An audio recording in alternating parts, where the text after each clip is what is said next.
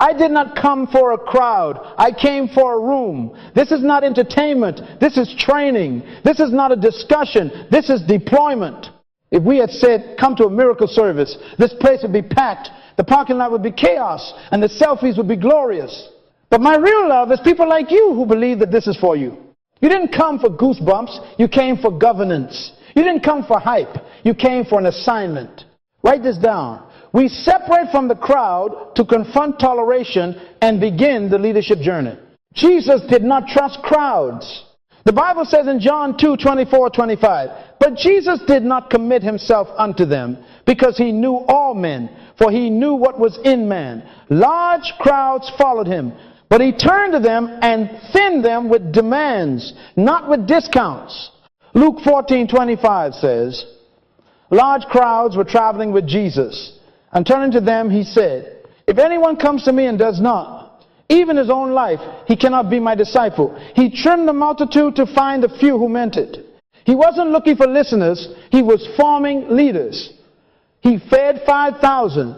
Then in John 6, he fed them something hard of truth, and many walked away. Write this down. Jesus trims crowds to expose disciples. Why? Because crowds want bread. Disciples carry burdens. Crowds want miracles. Leaders carry mandates. So let's set the posture right now. Say it with me out loud. I am not here to be entertained. I am here to be deployed. Good. One more. Write this down. Whatever you tolerate, you will never change. Say it out loud. Again. Louder. What did I say? Whatever you tolerate, you will never change. Leadership is born when toleration ends. That's not a slogan. That is a law. Toleration is the quiet agreement you sign with your own captivity. You cannot negotiate with what you are called to confront.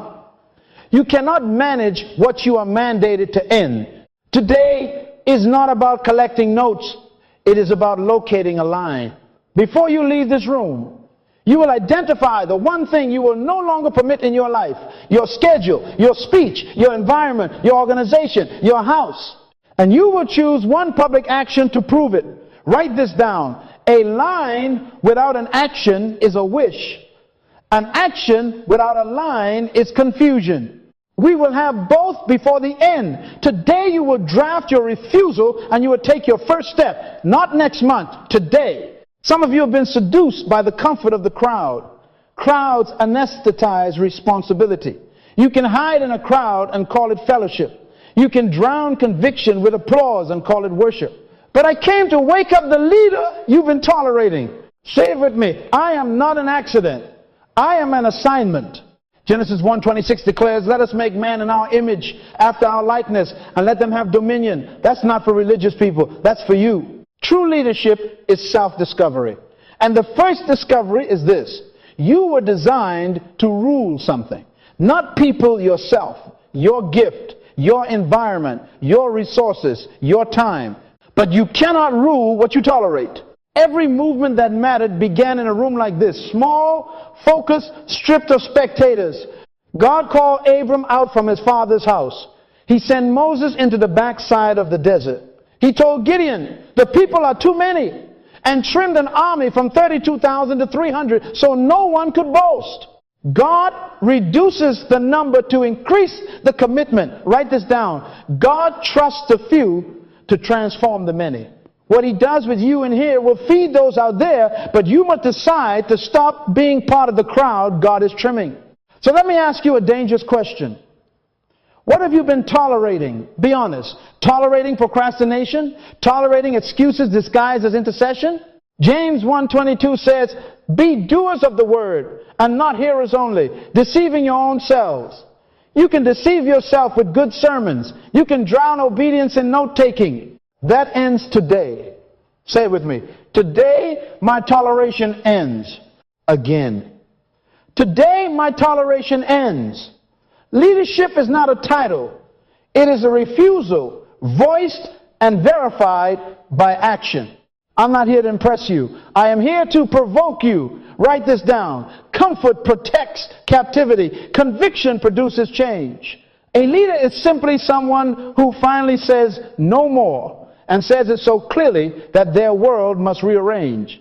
I know religion doesn't like that language. Religion prefers adaptation. Kingdom demands transformation. And transformation begins where toleration ends. This room is a laboratory for your future. The Holy Spirit does His best work with those who volunteer for surgery, not cosmetics. You are not here by accident. You are here by appointment.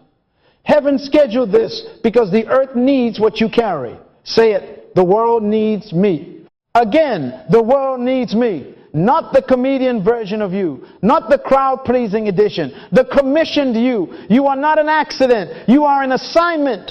If the manufacturer God Himself designed you for dominion, then letting life dictate your decisions is a violation of your warranty.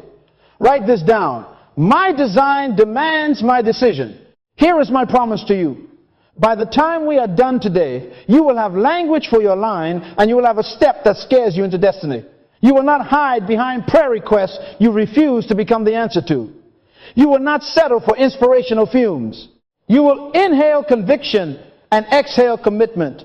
You will decide what you will no longer permit. Align it with your God-given design and vision, and you will act publicly to initiate change. That is why we begin here with a room, not a crowd. Because intimacy births integrity, and integrity births influence. So open your heart, open your notes, write this sentence at the top of the page. I refuse to tolerate any longer. Leave it blank for now, but it will not be blank for long. Then write the second sentence. Therefore, today I will, as proof.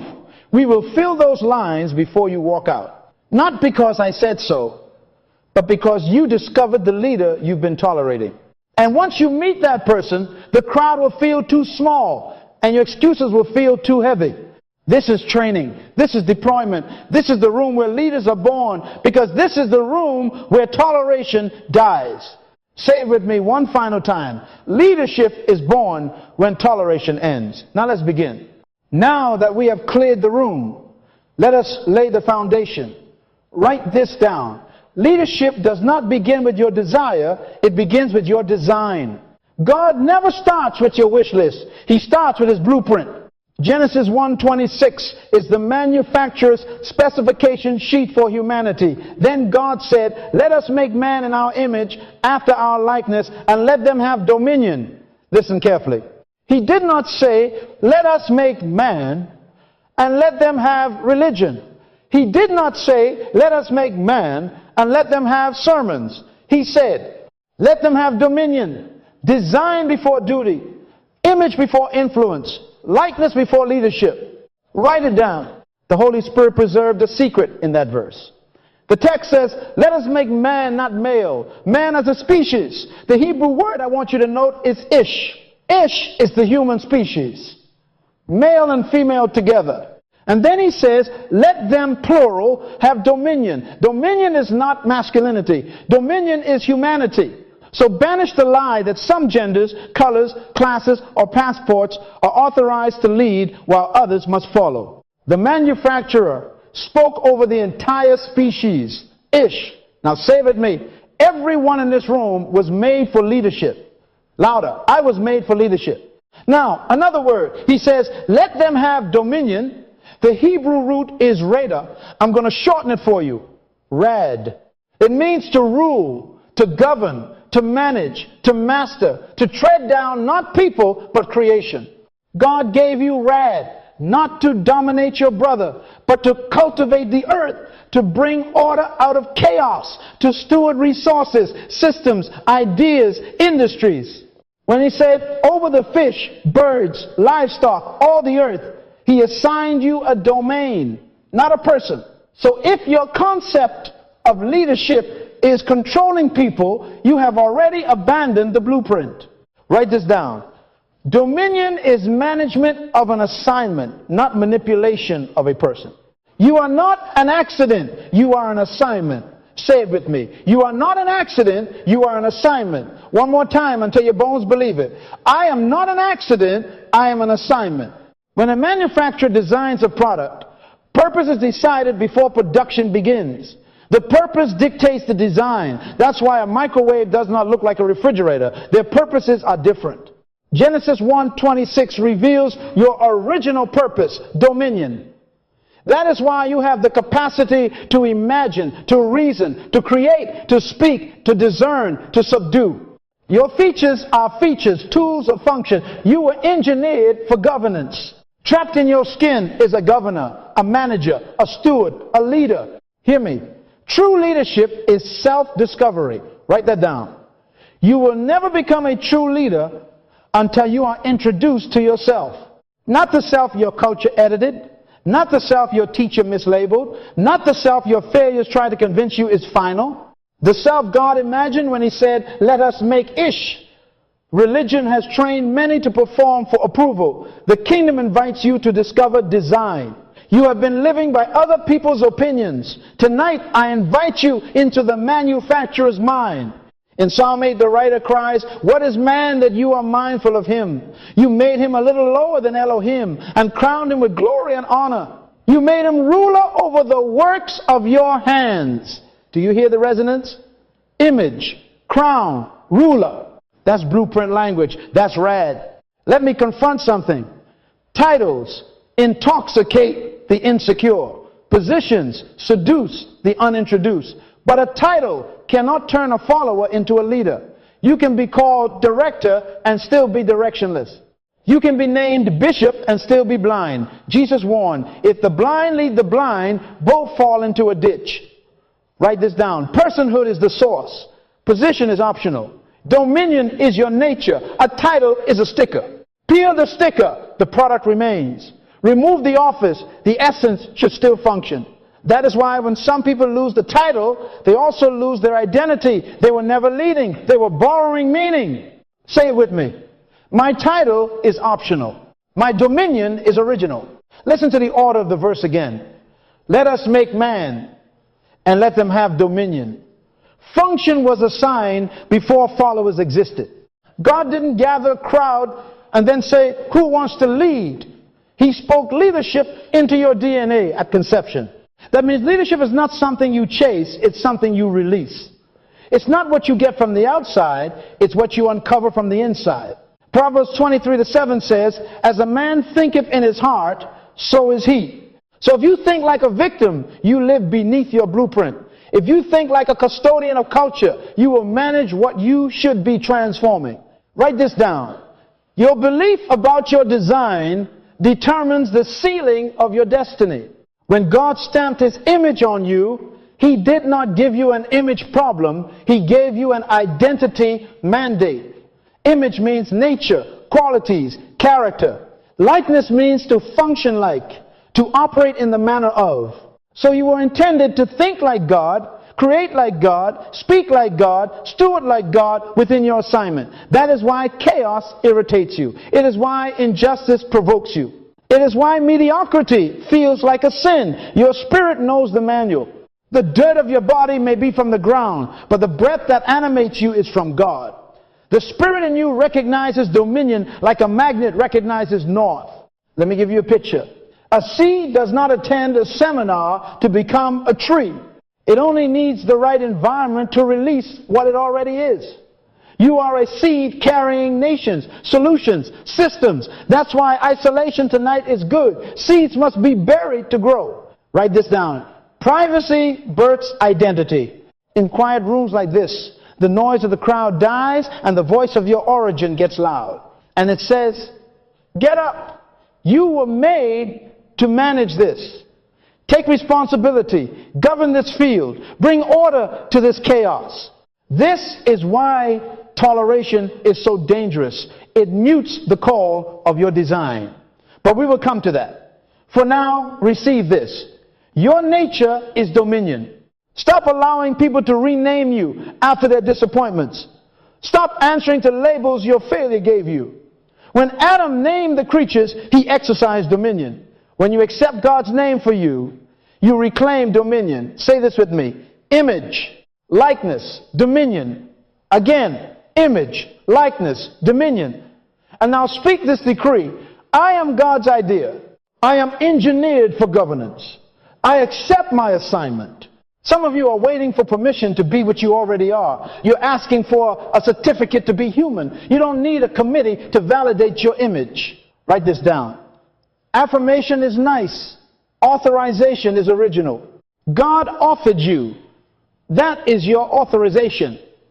The garden was man's first office. The earth was the first boardroom. The assignment was simple. Dominate by serving order, by naming, by cultivating, by guarding.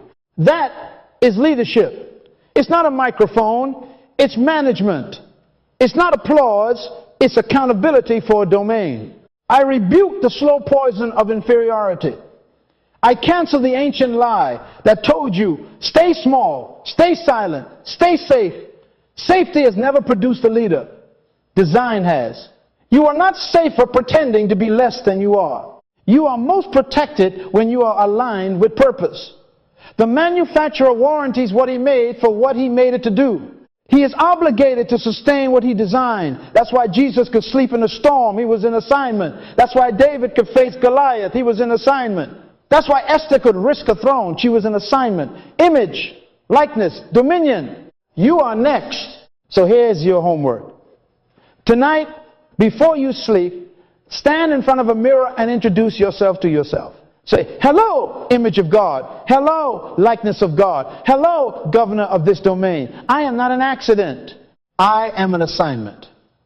Write it down, say it out loud, record it on your phone, and play it in your car. And when the old names try to crawl back tomorrow, answer with your blueprint. Because true leadership begins not when you want it, but when you accept that you were designed for it. Now we go inside. The battlefield is not out there, it is in here. Proverbs 23:7 says, as a man thinketh in his heart, so is he. Not as he thinks in his head, but in his heart. The Hebrew word there is lev, your subconscious, your hard drive, the place where your real beliefs live. Write this down. Leadership is 80% mentality and 20% skill. Say it with me. My mentality governs my reality. Again, louder. My mentality governs my reality. You don't live life by what you know in your notes. You live life by what you believe in your heart. That is why some of you can quote scripture and still feel stuck, because your heart has not agreed with your mouth. Romans 10 says, with the heart man believes. Belief governs behavior. Let me show you why this matters. The Bible says, keep your heart with all diligence, for out of it flow the issues of life. Proverbs 4:23. The word issues means boundaries, borders, limits. Your life doesn't expand because you pray bigger. It expands because you believe bigger. Your culture has been writing speed limits on the walls of your heart since you were a child. People like us don't go there. That's not for women. That's not for your color. That's for the educated. These were not statements. They were installations. Governors placed on your soul. And you have been pushing the pedal of effort while an invisible law inside cuts your fuel. Write this down. The limit is not in the road. It is in the dashboard. Now, let me take you to the jungle. The elephant is bigger than the lion, stronger than the lion, more intelligent than the lion. And yet when the lion shows up, everyone calls him king. Why? Attitude. When the lion sees an elephant, his eyes say, that's an elephant. But his belief says, that's lunch. Your eyes report facts. Your belief assigns meaning. The elephant looks at the lion and his eyes say, that's a lion. But his belief says, that's danger. He turns to run with all his mass, all his muscles, all his history, because belief has already decided his behavior. Write this down. Attitude creates authority.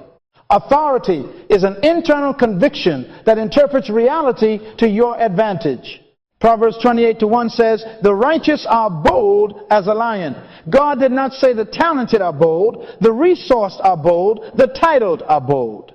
He said the righteous, those in right alignment, are bold. Boldness is a belief before it becomes a behavior. What does that mean for you? It means stop waiting on elephant resources to act with lion authority. You have been negotiating with giants because your attitude is hiring them as supervisors instead of firing them as lunch. Gideon was hiding in a wine press when heaven called him mighty man of valor, Judges 6:12. Same man, different beliefs spoken over him. God did not give him a title, he gave him an identity. Write this down. You will never become a true leader until you are introduced to yourself. And the self God introduces is bolder than your upbringing, bigger than your budget, and older than your excuses. Say it with me. My attitude is my authority. Now to the car. Your life has a speedometer in the soul. Culture gave you a speed limit, but your instrument doesn't read the sign on the street. It obeys the law inside the system. Many cars also have a governor, an internal chip that refuses to allow acceleration past a certain point. You can press the pedal until your toes cramp. The governor will cut the power. That's how some of you are living. You attend seminars, buy books, write plans, fast and pray. And the moment you approach a level, your grandmother, your teacher, your failure, your old church, your environment said you cannot pass. The internal law cuts your fuel. Effort without a shift in belief leads to frustration. Write this down. Be not conformed to this world, but be transformed by the renewing of your mind. Romans 12:2. Transformation does not come by trying harder. It comes by changing the governor. I had an experience that rewired my soul. Years ago, I went to Germany and drove on the Autobahn. For miles, there is no speed limit. My mind had been trained by my island roads. 40 miles an hour is fast. 60 is dangerous. 80 is illegal. 100 is fantasy. But the Autobahn said, do as you are able. I pushed 100. The car was steady. 120. Still planted. 150. I was now in a world I had never visited. I passed the last number I had believed in. And then I will never forget I crossed 170. The sound changed. The car hummed a new song. There was life after my last limit. When I pulled off the Autobahn, the villages were the same, the signs were the same, but I was not the same. You cannot unsee a new normal. Write this down. Exposure is the enemy of limitation. Say with me. There is life after my last limit.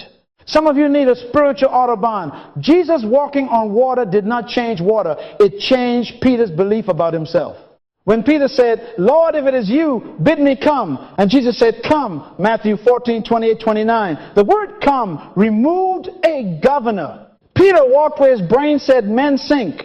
He sank when his focus returned to the old law, wind, waves, statistics. Then Jesus asked, why did you doubt? Not why did you try? The issue was not effort, it was belief. Write this down. Your belief system determines your philosophy. Your philosophy determines your decisions. Your decisions determine your destiny. If you don't like your destiny, don't curse the devil, change your decisions. If you want to change your decisions, don't beg for miracles, change your philosophy. And if you want to change your philosophy, reprogram the belief at the root with the Word of God. How do we do that? 3 moves. Write this down. Number 1, replace the lie with law. Not legalism, law. The king's decree. Take what God said about you and make it your personal constitution. Let them have dominion. Genesis 1:26. I can do all things through Christ. Philippians 4:13. The righteous are bold as a lion. Proverbs 28:1. Meditate until your heart, not just your mouth, agrees. Number 2. Rehearse the truth aloud. Faith comes by hearing, not having heard. Romans 10:17. Your heart believes. The voice it hears most often. Make sure it's yours saying what God says. Number 3, replace environments. Go sit in rooms where your future is normal. Visit excellence until it offends your mediocrity. Exposure turns impossible into inevitable. Stop praying for courage you won't cultivate. Stop asking God to bless a belief He didn't write. Say it with me. I remove the governor. Again, I remove the governor. Say this. My heart is my hard drive. I install dominion. Louder. My eyes report facts. My belief assigns meaning. When you walk out of here, you will meet elephants, bills, critics, statistics, histories. Your eyes will say, that's an elephant. Your belief must say, that's lunch. Not to abuse people, but to devour problems. Leaders eat challenges for breakfast. And you will face speed limit signs, opinions, policies, even your own past. Respect the law of the land, but refuse the tyranny of internal limits that God never authored. You are not an accident. You are an assignment. Your assignment will demand a mentality that matches your mandate. Write this down. Change the belief that sets your internal limits and you change the leadership you can live. This is the attitude switch. Not hype, not noise. A new governing law in your soul. When toleration ends in your mind, transformation begins in your life. Now, breathe. Put your hand on your chest and say, I think like a lion. I move like a leader. I live without the governor. The world needs me, and I will not let my instrument lie about my design. Write this down. Toleration is the silent contract with captivity. It is the fine print you sign with your passivity. Whatever you permit, you promote. Whatever you allow, you authorize. Say that with me. Whatever I permit, I promote. Whatever I allow, I authorize. Toleration is not neutral. It is nourishment. The thing you keep feeding with excuses will grow teeth and call you its servant. And here is the law we laid on the table already. Now I'm going to press it until your excuses get offended. Whatever you tolerate, you will never change again. Whatever you tolerate, you will never change. Louder. Whatever you tolerate, you will never change. The scripture gives us a vivid picture. Israel left Egypt in one night, but it took 40 years to get Egypt out of Israel. Deliverance is an event. Freedom is a process. You can walk out of a place and still carry the place in your mind. The Hebrew name for Egypt is Mitzrayim, narrow places, constraints, tightness. Mental Egypt is toleration. A narrow belief that says, this is just how my family is, this is how our industry works, this is how my body will always be, this is how they will treat me. So you left the chains, but you kept the culture. You changed locations, but you didn't change limits. That's why Numbers 11 says, they wept. We remember the fish we ate in Egypt at no cost. At no cost. Slavery was the bill. Write this down. Nostalgia for bondage is proof that toleration is still on the throne. You ain't free yet. You just delivered. Jesus walked up to a man who had been lying for 38 years by a pool and asked a question that sounds offensive. Do you want to be made well? John 5-6. Why ask that? Because toleration can become identity. You can start introducing yourself by your mat. Hi, I'm the one who lies here. He answered with reasons, with traffic reports, with other people's failures. Jesus replied with a refusal framework in one sentence.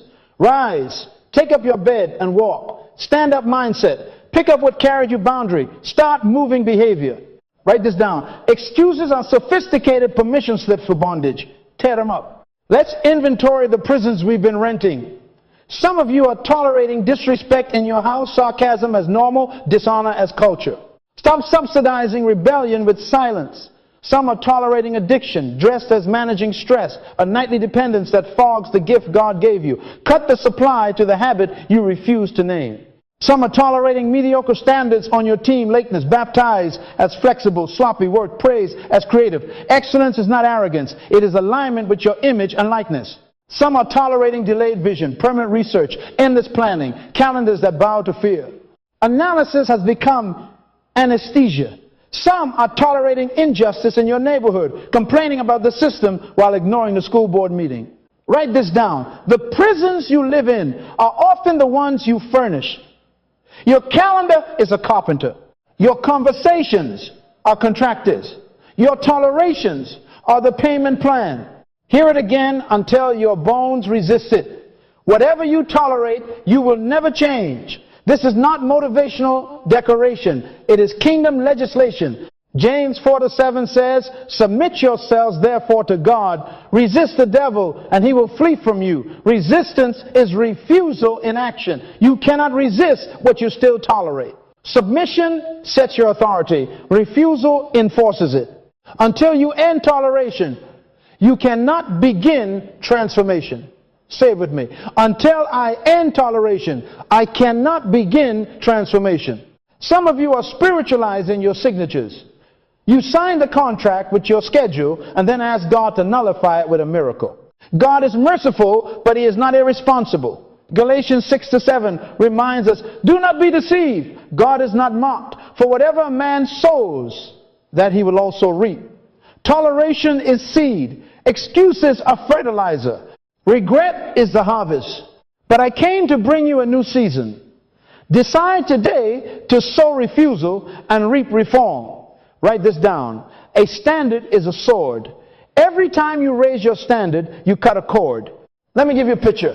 A car does not stop on the highway because an engine exploded. Many stop because a $4 terminal wire came loose. Small toleration shut down great machines. The kingdom in you is a high-performance engine, but the tiny, tolerated habits, the loose attitudes, the unchallenged jokes, the unkept promises disconnect the power. Leadership is meticulous about the $4 wire. If you say it's just a little thing, I say it's a little fox that spoils the vine. Song of Songs 2:15. Write this down. Excellence is the intolerance of erosion. Another one. Termites are professional tolerations. They ask for no audience, seek no title, make no noise. They simply eat. One day you lean on a beam and it becomes dust in your hand. That's toleration. It doesn't attack you with a hurricane, it erodes you with an insect.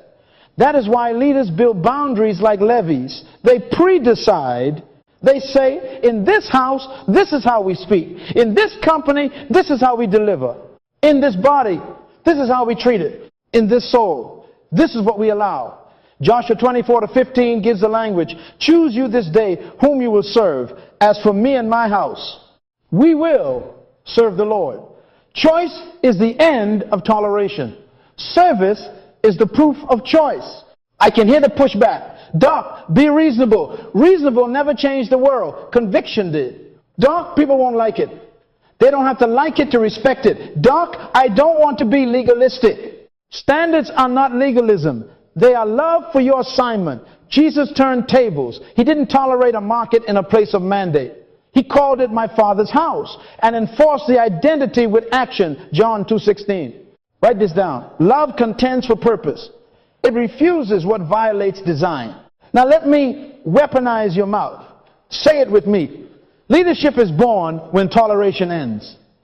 Again, leadership is born when toleration ends. Now parrot, whatever I tolerate, I will never change. Again, whatever I tolerate, I will never change. Last one. Until I end toleration, I cannot begin transformation. Louder. Until I end toleration, I cannot begin transformation. Good.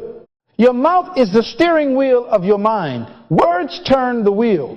Here is the shocker. Toleration is faith, but in the wrong direction. Faith is agreement. When you keep agreeing with what diminishes you, you have faith for bondage. Mark 11:23 says, you will have what you say. Most of us are living in the neighborhoods we announced. It's hard. It's always been like this. No one listens. Close that zip code. Relocate your speech to your design, image, likeness, dominion. Speak the boundary. Speak the standard. Then act. Because a decreed line without behavior is still a dotted line. We will put ink on it in a moment. Let me end this section with the epitaph. I refuse to let be written over you. Toleration is the graveyard of leaders. Decisions die where excuses live. Vision starves where standards sleep.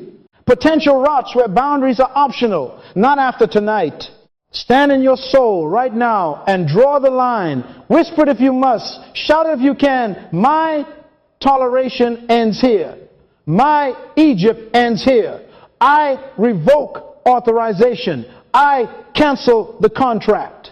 I tear up the permission slip. And by the authority of the one who made me in his image and likeness, I align with my design. Write it down one more time so your heart can read it later. Until I end toleration, I cannot begin transformation. Now breathe. That sound you hear is captivity losing its grip. Let me show you what a lion looks like when it becomes a seat. On the 1st of December 1955, in Montgomery, Alabama, a quiet woman named Rosa sat down and refused to stand up. People like to say she was tired. She was, but not in her legs. She was tired in her soul. She had reached the end of toleration. Write this down. Leadership is born when toleration ends. Say it with me. Leadership is born when toleration ends. Again, leadership is born when toleration ends. Rosa Parks was not a rebel without roots. She was a praying woman. She worked, she served, she believed. But that day, prayer graduated. Prayer stood up by sitting down. James 2:17 says, faith without works is dead. Faith without a seat is silence. She moved from hoping to acting, from intercession to intervention, from Lord, do something, to Lord, use me. Write this down. Stop only praying, start obeying the conviction prayer produces. Isaiah 1:17 says, learn to do good, seek justice, correct oppression. Learn, seek, correct. That is action language. That day, Rosa's amen had feet, and those feet stood still. When the driver demanded she surrender the seat, she performed a holy refusal. She didn't scream. She didn't shove. She didn't curse. She said no with the weight of heaven's yes to human dignity behind it. Daniel 1-8 says, Daniel purposed in his heart that he would not defile himself. Before a body refuses, a heart decides. Before a hand holds a seat, a conscience draws a line. Write this down. A single moral refusal births leadership and invites movement. Leaders are not always the ones with microphones. Sometimes they are the ones with a quiet no that reorganizes a city. But make no mistake, leadership is expensive obedience. She was arrested. She was fined. She lost her job. She became a target. Obedience doesn't ask, is it safe? It asks, is it right? Esther stood in a palace and heard Mordecai say, who knows whether you have come to the kingdom for such a time as this? Esther 4:14. For such a time as this seat, this bus, this law, this moment. Rosa didn't attend a leadership conference. The bus became her classroom. The seat became her pulpit. The arrest became her announcement. Write this down. Expensive obedience is cheaper than a lifetime of bondage. What happened next exposes a kingdom pattern. One woman's refusal triggered a system. The Montgomery bus boycott ignited pastors, barbers, teachers, mothers, mechanics, ordinary people rearranged their daily lives around a standard. They walked, they carpooled, they endured for 381 days. A city learned that toleration had expired. Say it with me. Toleration expired. That's leadership. Not noise, not hype. Enforcement of a moral line by consistent action. James 4:7 says, submit yourselves therefore to God. Resist the devil and he will flee. Submission set the authority. Resistance enforced the escape. A bus company felt a spiritual law. Now, why am I telling you this? Because you have a bus. It may not have wheels, but it carries people and purpose every day. Your bus could be your office, your team, your classroom, your church committee, your budget, your feed, your dinner table. Write this down. Identify your bus, your domain of daily influence. Next, locate the seat, the tolerated injustice, the normalized disrespect, the casual corruption, the celebrated mediocrity, the generational joke that is actually a wound. It might be lateness you laugh about. Gossip, you dress as concern. Numbers, you round because everyone does. A policy that excludes the very people you were assigned to serve. Locate it. Name it. Don't spiritualize it. Don't excuse it. Don't rename it with softer words. Call it what it is. A violation of design. Then decide the moment. Not next quarter. Not when you feel led after 12 more confirmations. Now. Faith lives in the now. Hebrews 11:1 opens with, now faith is. Not yesterday faith, not someday faith, now. Say it, now. When prayer births conviction, delay becomes disobedience. Rosa could have said, tomorrow I will write a letter. She drew the line where she sat. Write this down. Destiny respects deadlines, conviction sets them. Choose your seat of refusal and choose it publicly enough that your behavior has to obey your mouth. I can hear the sophisticated objections. Doc, my situation is more complicated. Complexity is the camouflage of cowardice. Doc, I don't want to be political. Justice is not partisan. It is kingdom. Micah 6-8 says, what does the Lord require of you? To do justly, to love mercy, and to walk humbly with your God. Do, love, walk. That's movement. Leaders don't wait for crowds to agree. Crowds wait for leaders to act. Remember, Jesus said, Let your light so shine before men that they may see your good works and glorify your Father. Matthew 5:16. Good works public enough to be seen. Rosa's good work was a seated light in a dark system. Write this down. The bus is your daily system. The seat is your tolerated standard. The refusal is your leadership. Say it with me. My bus, my seat, my refusal. Again, my bus, my seat, my refusal. One more time until religion trembles. My bus, my seat, my refusal. Now pair the law we are living by. Leadership is born when toleration ends. Say it. Leadership is born when toleration ends. Louder. Leadership is born when toleration ends. Some of you think you need more money, more followers, more permission. No, you need a seat, a defined place to say no more and then pay the price with joy. When the apostles were threatened and told to hush, they answered, we cannot but speak the things which we have seen and heard. Acts 4:20. That is the sound of souls tired of giving in. There is a fatigue that is holy, exhaustion with excuses, weariness with wickedness, boredom with borrowed limits. That fatigue is a midwife. It is trying to deliver your leadership. So here is your assignment before we move on. Write this down. 3 steps. 1, define your bus. Write its name. 2, locate your seat. List the one tolerated violation you will refuse first. Not 10. 1. 3, decide the moment. Circle a date. Today is good. Then act. If it's a policy, write it. If it's a meeting, schedule it. If it's a habit, cut its supply. If it's a conversation, have it. If it's a report, file it. If it's an apology, give it. If it's a resignation, submit it. Your faith must sit down somewhere. Your prayer must stand up somehow. And when the cost comes, and it will, remember Rosa. Remember Esther. Remember Daniel. Remember that obedience may empty your seat in one place only to reserve a front row in another. God always funds his purposes. He sustains what he designs. He defends what he deploys. Stand in your soul, even if you must sit in your body. Whisper if you must. Shout if you can. My prayer stands up by sitting down. My toleration ends here. My leadership begins now. And the movement that answers you will not be a crowd first. It will be your own future rushing to catch the bus you just stopped to reset. You have your bus. You picked your seat. Now let me pop the hood. Because movements don't move by slogans. They move by systems. Write this down. Function produces motion. Titles don't turn wheels. Parts do. I want you to picture an engine, a finely tuned symphony of steel. Now answer me. Who is the leader of the engine? Don't rush. Think. When ignition happens, is it the spark plug? When fuel flows, is it the pump? When compression builds, is it the piston?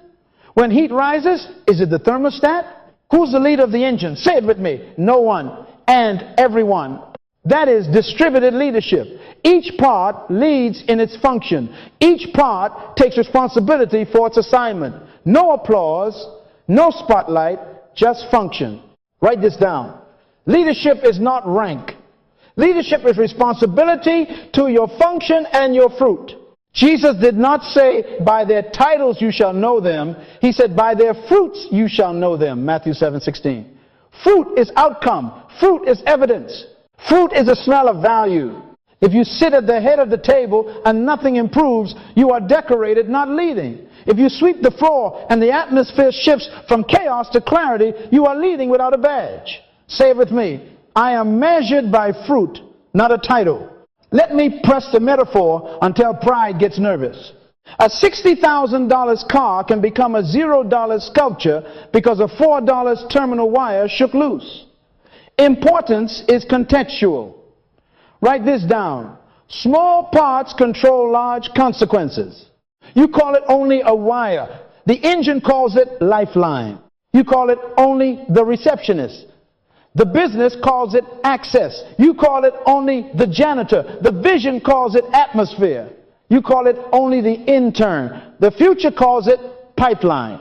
Paul said, the eye cannot say to the hand, I have no need of you. But God has arranged the parts, giving greater honor to the parts that lacked it, that there may be no division in the body. 1 Corinthians 12, 21, 24, 25. That's kingdom engineering. Interdependence. Honor by function. This is why hierarchy pride is a sickness. Don't be impressed with where someone sits. Ask what they supply. Don't be intoxicated by introductions. Interrogate outcomes. James says, show me your faith without your works, and I will show you my faith by my works. James 2:18. Faith by fruit. Position without production is a parked car revving in neutral, loud, and going nowhere. Write this down. Stop chasing followers. Serve your function so well that followers chase fruit. Leaders don't hunt crowds. Crowds hunt solutions. When David killed Goliath, he didn't pass out business cards. His function announced him. When Dorcas sold garments, her fruit argued for her resurrection. Acts 9:36-41. Her work spoke louder than her resume. Now, apply this to your bus. In your house, who leads? Don't tell me the one with the bigger voice. Who supplies what the home needs at the moment? When a child is wounded, the healer leads. When the budget is due, the steward leads. When vision must be read, the prophet in the house leads. In your team, when it's time to decide, the strategist leads. When it's time to execute, the operator leads. When it's time to tell the world, the communicator leads. And yet, the leader is not dethroned when someone else functions. They are confirmed because their humility orchestrates the symphony. Write this down. Leadership is a permission you give others to be great in their lane. Guard your soul against title addiction. Titles are hats. Function is heartbeat. Ecclesiastes 9:10 says, whatever your hand finds to do, do it with all your might. Not whatever your card announces. Whatever your hand finds to do at the moment where the system needs you, do it with might. That's leadership. Say this out loud. I lead by doing my part at a standard that lifts the whole. Again, I lead by doing my part at a standard that lifts the whole. Hear the engine again. At startup, the starter motor is the start. On the highway, no one thinks of the starter. Now, the transmission, the cooling system, the aerodynamics take the lead. When you stop, the brakes become kings. Who's the leader? No one. And everyone, write this down, timing decides prominence. Purpose decides importance. Don't covet someone else's moment. Perfect your function so that when your moment arrives, the system can trust you. Jesus taught this pattern. Well done, good and faithful servant. You have been faithful over a few things. I will make you ruler over many. Matthew 25-23. Faithful in function precedes ruling in scope. Let me correct. A dangerous toleration, neglecting small roles because they seem small. We do not tolerate loose wires here. Excellence is the intolerance of erosion. Put pressure on the $4 commitments. Are you on time? Do you close loops? Do you return calls? Do you name errors fast? Do you keep the atmosphere clean? These are not chores. They are leadership. Paul says the whole body grows from whom the whole body joined and knit together by what every joint supplies. Ephesians 4:16. Every joint supply is leadership. Joints don't boast. They deliver. Practical protocol. Write this down. Number one, name your function in this season. Not your fantasy, your function. Where is your finger on the engine? Be precise. Number two, define your fruit. What evidence proves your function is working? Make it measurable. Time saved. Errors reduced. Revenue increased. Peace protected. People grown. Don't hide behind mystery. Fruit is verifiable. Number three, build interdependence agreements. Clarify how your function serves others and how others serve you. Set standards, handoffs, timelines, and feedback loops. Then honor the ecosystem. The eye honors the hand. The spark plug honors the fuel pump. Pride breaks cars. Honor makes them fly.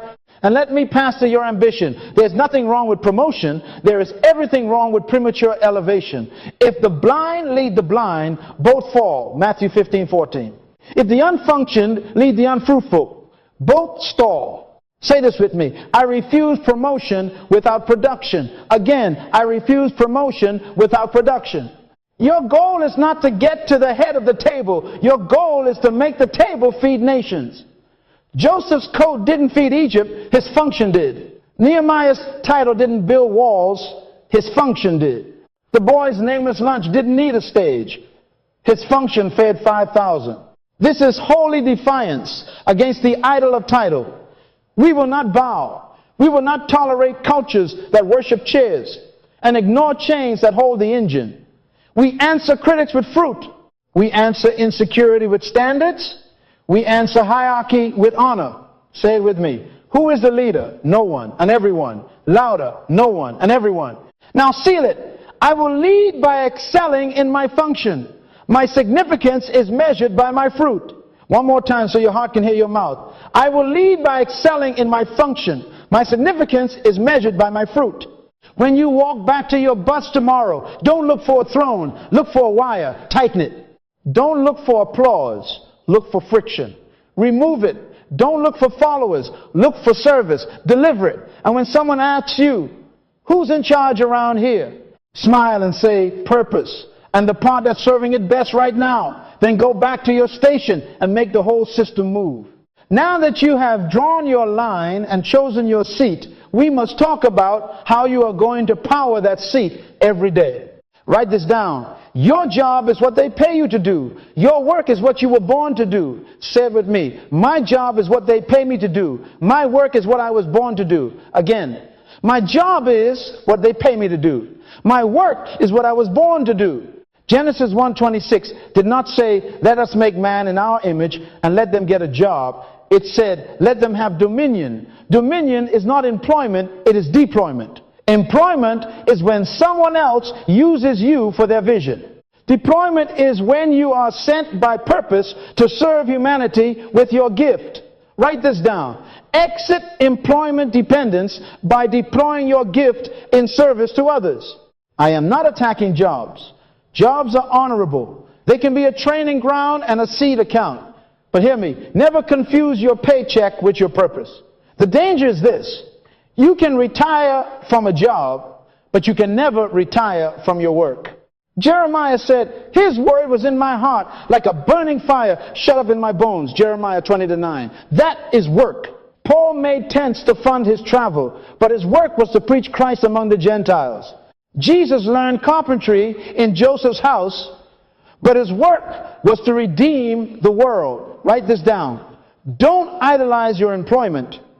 Identify your work. Let me define the line cleanly so your spirit can memorize it. Your job is a role. Your work is a gift.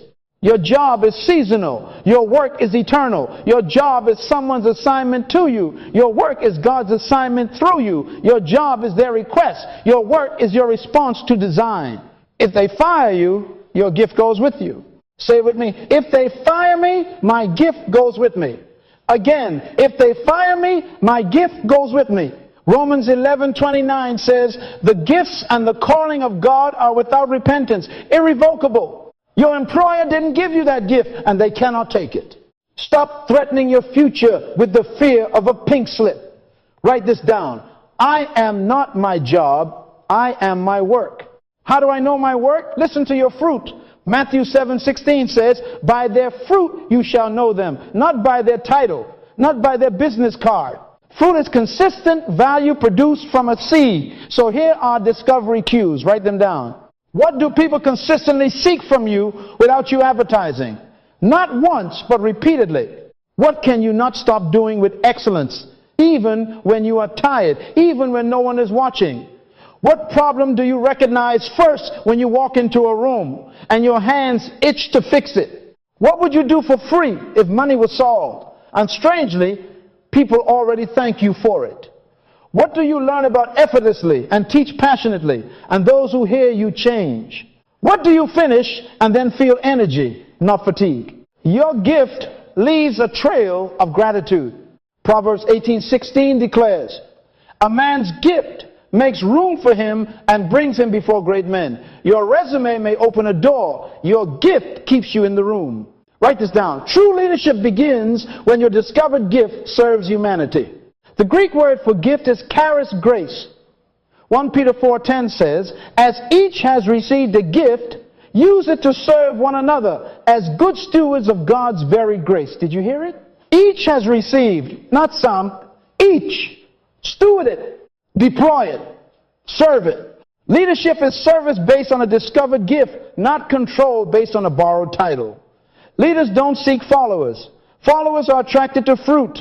Fruit attracts, titles repel. When you bear fruit, bees will find you. You won't have to beg, you won't have to organize. Write this down. Influence is the byproduct of value delivered consistently. Let me tell you a story to put skin on this. There was a young woman named Elise working as a receptionist at a clinic. She answered phones efficiently but left work empty. Every lunch break, she would rearrange the children's reading corner, change the colors, label the bins, sit on the floor, improvising little games to help restless kids read while their parents waited. Weeks later, parents returned asking, "Is the reading lady here?" Children brought crumpled drawings saying, "I read 2 books because of you." That was fruit speaking.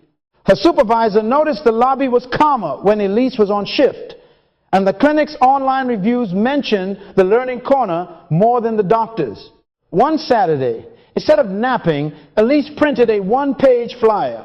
Pop-up reading labs. We turned waiting rooms into learning rooms. She visited 3 local dentists, pitched a free pilot, measured results, collected testimonials, took photos, and within 6 months, she had contracts on weekends and after hours. 2 years later, she hired her own team. The clinic could replace a receptionist. They could not replace her work. Say it with me. My fruit will announce me. Someone says, "Doc, how do I start?" Write this down, 4 moves. Number 1, inventory your fruit. Pull out old thank you notes, texts, emails, and ask 3 trusted people, where do I help you most? Not where they wish you help, where you already do. Number 2, package your gift. Make it visible, usable, and measurable. If you teach, build a workshop. If you fix, create a checklist and a guarantee. If you design, assemble a portfolio. Number 3, serve before you sell. Give a prototype to a real person with a real problem and document the result. David said, "Your servant has killed both the lion and the bear," 1 Samuel 17:36. Testimonies are your bears and lions. Number 4, create a rhythm. Schedule weekly time to deploy 1 appointment, 1 article, 1 classroom visit, 1 client, 1 prototype. Consistency turns sparks into a signal. Write this down. Deployment is a calendar, not a someday. Do not despise your current job. Use it as seed. Paul wrote, "In all labor there is profit." Proverbs 14:23. Let your job finance your work until your work can fund itself. Show up early. Be excellent. But do not let your job rent your mind after hours. When you clock out, clock into assignment. Some of you come home and clock into entertainment. Entertainment is the anesthesia of unemployed gifts. Wake your gift. Ephesians 2:10 says, "We are his workmanship," poema, poem created in Christ Jesus for good works, which God prepared beforehand that we should walk in them. Your works are waiting like an itinerary already booked. Walk in them. I hear another protest. "Doc, I don't have a platform." You don't need a platform. You need a person. Serve one. Fruit scales by service, not by selfies. Jesus said, "He who is faithful in that which is least is faithful also in much." Luke 16:10. If you cannot deliver value to 10, the internet will not save you with 10,000. Start small. Start now. Start pure. The kingdom pattern is seed, then blade, then ear, then full corn in the ear. Mark 4:28. Write this down. Greatness grows quietly. And to my title chasers, stop waiting to be called director to direct your gift. Function over title. No one and everyone who's the leader. The one solving the problem by serving a gift. If a $4 wire can shut down a car, a single deployed gift can restart a community. Joseph's gift interpreted dreams in a prison, and the door to a palace answered. Daniel's gift interpreted writing on a wall, and a kingdom shifted. Your gift is a key. Keys are useless until they are inserted and turned. Insert yourself into a problem. Turn. Say it with me. I have a gift they cannot fire. Again, I have a gift they cannot fire. Louder. I deploy my gift in service to others. Write this down. True leadership begins when your discovered gift serves humanity. Romans 12 says, having then gifts differing, according to the grace given to us, let us use them. Use them. Not admire them, not compare them, use them. And Acts 13:36 gives us the epitaph we are after. David served his generation by the will of God. May that be said of you. Not that you kept the job for 30 years, honorable as that is, but that you served your generation with a gift heaven placed in you before your first paycheck. So here's your immediate activation. Before you sleep tonight, there's 3 places where your gift already bears fruit. Choose one person you will serve this week with a clear offer and a measurable outcome. Put a date on it. Put it on your wall. Speak it out loud. Then do it. The world is not waiting for your resume. It is starving for your fruit. Leadership is born when toleration ends, and it matures when work begins. Deploy yourself. The King has already hired you. His benefits are eternal. His promotion path is fruit. And His word over your life is irrevocable. We tuned the engine. Now we must choose a road. Write this down. Vision is more important than leadership. That sounds offensive to egos, but it rescues assignments. Why? Because without destination, leadership is motion without meaning. You can rev an engine and go nowhere. You can organize excellence around emptiness. The most dangerous bus is not the broken one. It's the one moving fast with no map. Jesus said, if the blind lead the blind, both shall fall into the ditch. Matthew 15:14. The issue was not their speed, their passion, or their title. The issue was sight, destination, clarity. So when someone asks you, who's in charge? Answer with a question that saves lives. Where are we going? Proverbs 29:18 says, where there is no vision, the people perish. The Hebrew word is chazon, revelation. A clear prophetic picture. And perish is power, cast off restraint, run wild, lose standards. Write this down. Vision creates restraint. Destination decides discipline. Without a where, everything becomes why not. But when the where is plain, some things become never again. Habakkuk 2:2 commands, write the vision and make it plain, that he may run who reads it. Plainness produces pace. When the destination is clear, feet know what to do. When it is vague, feet wander, budgets bleed, and meetings multiply without movement. So let me mentor your questions. Don't be impressed with power, be impressed with direction. Say it with me. Don't be impressed with power, be impressed with direction. Again. Don't be impressed with power, be impressed with direction. A loud voice without a location is noise. Charisma without coordinates is manipulation. Ask one thing of every leader, every meeting, every strategy. Where are we going? If the answer is paragraphs of jargon and no picture, smile and say, we will not move this bus until the destination is written on the windshield. Vision clarifies what you must stop tolerating now. Once you choose a destination, detours reveal themselves. If your where is a culture of excellence, you cannot tolerate lateness dressed as personality. If your where is a debt-free house, you cannot tolerate subscriptions. You forgot, you blessed.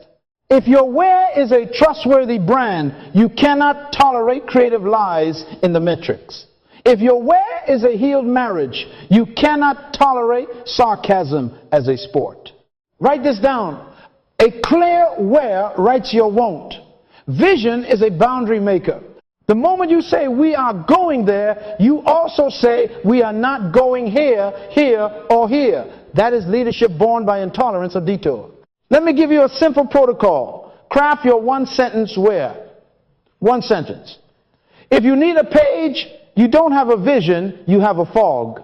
Use this frame. Who you serve, the value you deliver, and the future you insist on. Write this down and fill it in. We serve who by delivering value to build a future where insisted outcome is normal. Examples. We serve first-generation college students by translating complex finance into daily habits to build a future where graduate poverty is replaced by generational stewardship.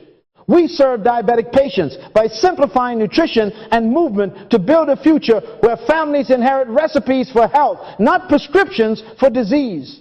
We serve our city's small contractors by providing honest timelines and clean sites to build a future where trust becomes the competitive advantage in your house. We serve our children by modeling honor and diligence to build a future where integrity is their reflex, not their rarity. Say this with me. My where must be writable, sayable, and seeable. Now, test everything by the sentence. Budgets, calendars, hires, sermons, posts. If it does not move us toward the where, it is a tolerated detour. Cut it, delegate it, or schedule it for after arrival. Write this down. Clarity creates courage. You are not rude. You are routed. The route is the ruler. A GPS does not argue. It recalculates and refuses distractions. Learn to say, that is good, but it is not our road. Leaders die from 1,000 almost. Vision keeps you from dying well-intentioned deaths. Picture your bus stop. The sign reads, Route 5 downtown. Everyone boarding knows where this bus is going. They adjust their lives accordingly. That little sign is leadership. Not the driver's personality, not the paint on the bus, the placard. In your organization, your one sentence, where is your placard? Put it where decisions live. On agendas, at the top of job descriptions, in budget memos, on your refrigerator. Habakkuk said, make it plain so runners can run. Runners don't stop to decode. Write this down. If they must interpret it, they cannot implement it. Let me warn you as a father. Vision will offend vague people. It will feel like control to the undisciplined. Proverbs says, without Shazon, people cast off restraint. When you bring Chazon, you reintroduce restraint. That means meetings start on time and end on purpose. That means gossip dies because it has no miles toward the destination.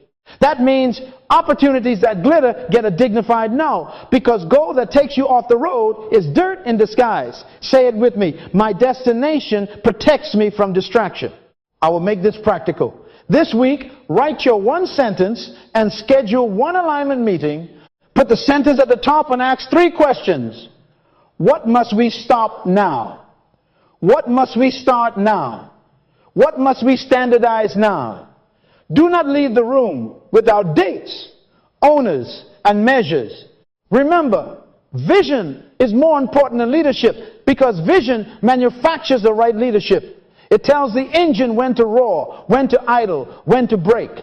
It tells you which wire matters today. It turns fruit from accidental to inevitable. And to my spiritual family, remember Jesus' warning. If the blind lead the blind, both fall. Stop following volume. Follow vision. Stop admiring speed. Admire direction. Ask every voice you admire, where are we going? If they cannot show you Canaan, do not leave Egypt with them. If they cannot describe the city whose builder and maker is God, don't join their pilgrimage of circles. Abraham looked for a city, Hebrews 11:10. That look governed his steps. Seal it with your mouth. Say it with me. Vision before leadership. Destination decides direction. Don't be impressed with power, be impressed with direction. Again, vision before leadership. Destination decides direction. Now whisper it to the places you've been tolerating. I have a where, so I have a won't. I have a picture, so I have a pace. I have a placard, so I have a path. Choose your destination now and watch as tolerated detours lose their arguments and your bus finally runs on time toward the future you were designed to deliver. We have the where. Now we draw the line that makes the where real. Write this down. Leadership begins with a clear refusal, voiced and verified by immediate action. Not a feeling, not a mood, a line. When God brought Israel to the Red Sea and the army was behind them, he said to Moses, why do you cry to me? Tell the children of Israel to go forward. Exodus 14:15. That was the line. Prayer time was over. Action time had come. Say it with me. I am drawing the line. Here is your activation protocol. 4 simple steps that will save your life. Detect, define, declare, do. Again, detect, define, declare, do. If you miss one, you will drift back into toleration. I refuse to let you drift. Detect. Name the unacceptable precisely. Vague irritation cannot be transformed. Only explicit violations can be confronted. Write this down. You cannot correct what you won't call by its name. Stop saying things are crazy. What things? Who? Where? How often? Make a police report on your toleration. Who is doing it, or what habit is doing it? What exactly happens? Where does it show up? How often? Daily? Weekly? Only when you are tired? What is the trigger? What is the cost? Time lost, money wasted, peace stolen, fruit reduced. Proverbs 4:23 says, guard your heart with all diligence, for out of it flow the issues of life. Issues in Hebrew are borders, boundaries. You can't guard a border you refuse to map. A sister came to me, Pastor, my team is disrespectful. That's a fog. I asked, describe a moment. She said, they come late to our 9 meeting, slide in at 9:12, and we start at 9:20. That is detectable. Another brother said, my budget is under attack. Fog. We dug and found 6 auto renewals, bleeding $187 a month for apps he forgot he baptized. Detect. Turn fog into a file. Some of you are angry at ghosts. Give your anger a name, a time, a place, a frequency, and a bill. Define. Set a non-negotiable standard in measurable terms. From now on, I will and I will not are the rails of leadership. Don't write poems. Write rulers. Rulers measure what is straight. Ecclesiastes 5:4 says, when you make a vow to God, do not delay to pay it. The Hebrew word for vow is native to bind yourself. You become your own law by alignment with His law. So from now on, I will start our meeting at 9 and the door will close at 9:02. Anyone late will receive the notes and assignments, but no recap. That's measurable. From now on, I will not answer work texts after 7 p.m. unless flagged red for emergency. That's measurable. From now on, I will tithe first, automate my savings at 10%, and cancel every subscription that does not serve my wear. Measurable. From now on, I will not lend money without a written plan and a date. Measurable. Write this down. Standards are decisions you draft today to protect you from your weaker self tomorrow. Joshua said, choose this day whom you will serve. But as for me and my house, we will serve the Lord. Joshua 24:15. He defined the house standard. No debate. House law. Stop tolerating by ambiguity. Ambiguity is complicity in slow death. Declare. Speak it aloud to shift the heart, and then share it with 3 people who will echo it back to you. Why? Because the heart is programmed by words, and accountability seals the program. Death and life are in the power of the tongue. Proverbs 18:21. Paul said, we believed, therefore we spoke. 2 Corinthians 4:13. Belief matures when it is uttered. Say it with me. I will not tolerate what violates my vision. Again, I will not tolerate what violates my vision. Now find 3 people and tell them your line. Ask them to repeat it back in their own words so you know it landed. Ask them to ask you about it in 7 days. Notice I did not say posted yet. That's next session. Today we are forming the muscle of spoken covenant. Some of you need to stand in your kitchen, lay hands on your own refrigerator, and declare, from now on we meal plan on Sunday. We don't subsidize our anxiety with DoorDash 5 nights a week. Then text 3 family members and tell them to check the plan on the fridge by 6 p.m. tonight. That's declaration aimed at the heart and surrounded by guardians. Write this down. The mouth moves the heart. The circle guards the mouth. Door. Take the first decisive act within 24 hours. Replace prayer-only stalling with obedient action. James said, be doers of the word and not hearers only, deceiving yourselves. James 1:22.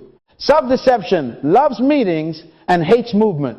You have 24 hours to prove you mean it. Cancel the subscription. Put the latecomer's doorstop on your calendar and order the door sign. Buy the lock. Change the password. Send a boundary email. Move the chair.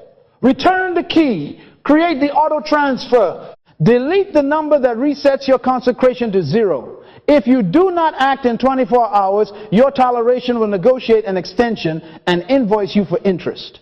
Write this down. Delayed obedience is sophisticated disobedience.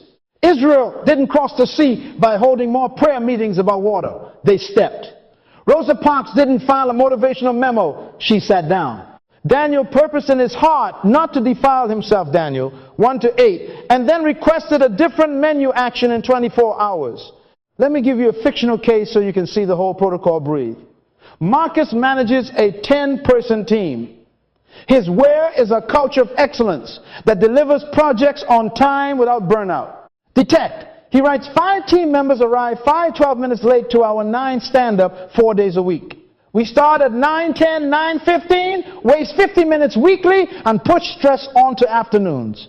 Costs $3,500 a month in lost time and morale erosion. Define. From now on, stand-up begins at 9. Door closes at 9:02. Late arrivals will receive notes and tasks in writing. No recap. 3 consecutive lates trigger a one-on-one to reassign load or reset role. Declare. Marcus speaks it to himself out loud, then calls his lead, his HR partner, and his mentor. He reads the standard and asks them to repeat back what they heard. He schedules a 7-day check-in. Within 24 hours, he orders a door sign, blocks his own 8:45 prep time, updates the calendar invite with the new rule, and meets the team at 8:58 the next morning. At 9, he begins. 2 arrive at 9:05. He does not restart.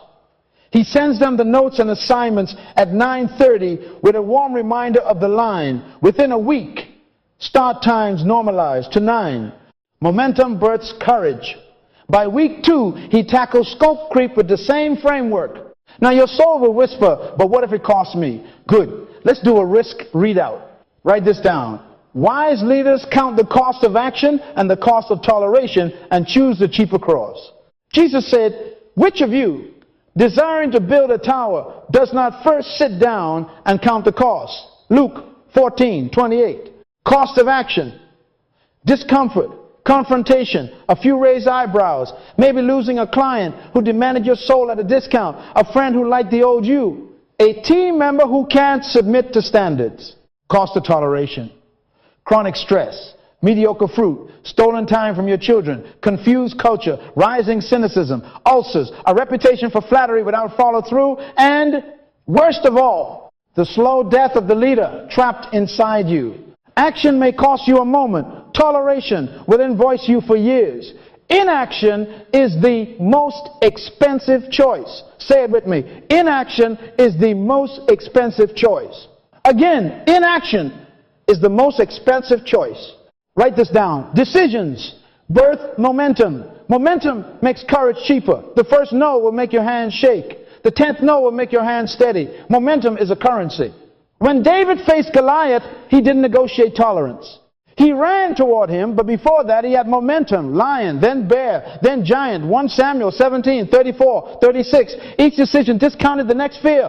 Your first boundary will feel like Mount Everest. Your 5th will feel like a hill. Why?